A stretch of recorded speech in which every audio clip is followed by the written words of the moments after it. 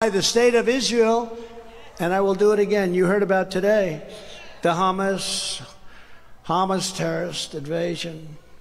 I mean, when you think about, and what do you think of Hamas? What do you think? Do you know about Hamas? The terror invasion of Israeli territory and the murder of Israeli soldiers and citizens is an act of savagery that must be and will be crushed and avenged, has to be crushed. Israel's at war, and the United States has to support Israel. We have to support Israel. There's been no better president for Israel than me. And nobody loves Israel more than the evangelical Christians, I will tell you that. This war happened for two reasons. The United States giving Iran $6 billion. How about that deal? We get 5 terrorists, they get 5 terrorists, or we get 5 prisoners, they get 5 prisoners. Call them whatever you want. 5 and 5, okay. I'm sure it wasn't a good deal because, like in the case of Russia, one of the people they got back was the leading arms dealer in the history of the world. Okay?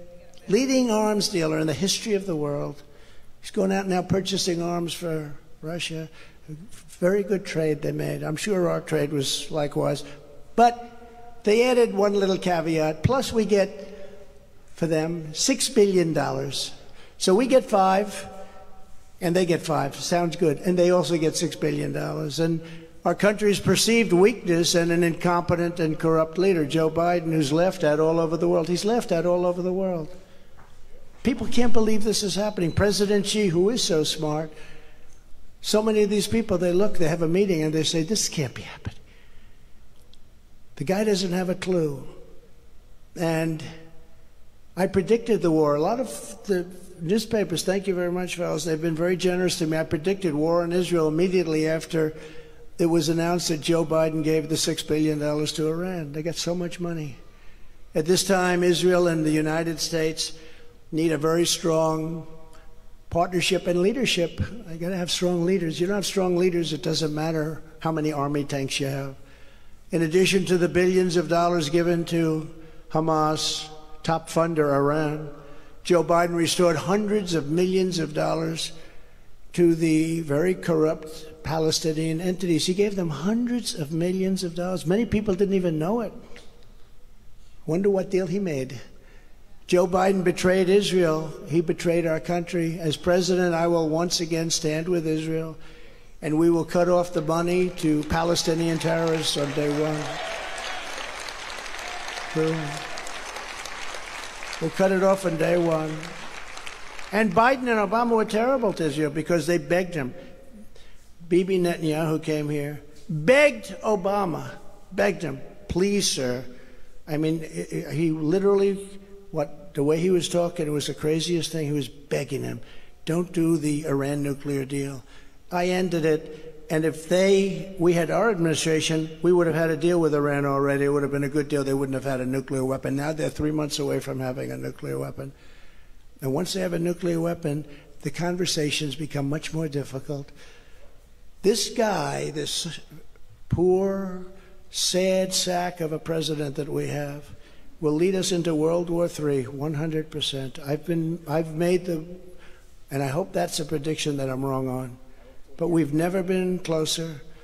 We've never been closer than we are right now. And he tweaks the wrong people at the wrong time. He says the wrong thing at the wrong time. If he says anything at all, he's not respected at all. It's a disgrace. They spend all their money with the DOJ on screwing opponents. That's what they do. That's all they're good at. You are closer to World War III, and I can say this, if I'm elected, I'm the only one that can say it, you will never have World War III. You will not have World War III. Less than 4 years ago, we had the historic Abraham Accords, which everyone said, when will you get your Nobel Peace Prize? Should have. I had 5 things I should have gotten a Nobel Prize, but I said, I'm not going to get one. They gave one to Obama when he got elected. 2 weeks later, they got elected. He didn't. Why did I get it? Does anyone know? He didn't even do anything. He didn't do too much after that either. But today, think of it. So just a short time ago, we did the historic Abraham Accords, and today we have the exact opposite, a major attack on Israel. What a difference a president makes, right? What a difference a president makes. As president, I also kept my promise to recognize Israel's eternal capital and opened the American embassy in Jerusalem and got it built. I actually got it built. It's going to cost $2 billion. I did it for $500,000. You know that story.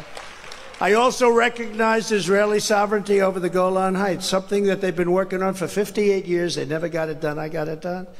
And I withdrew the United States from the disastrous Iran nuclear deal, and we were in a position to make an unbelievable deal. And these guys didn't do anything. I kept saying, are they doing anything? They didn't do anything. We saved America once before, and I am the only candidate in this race that will save America once again. We're going to save America because we have no choice. We have no choice. So here's just some of what we'll do when we become, all of us together, because this is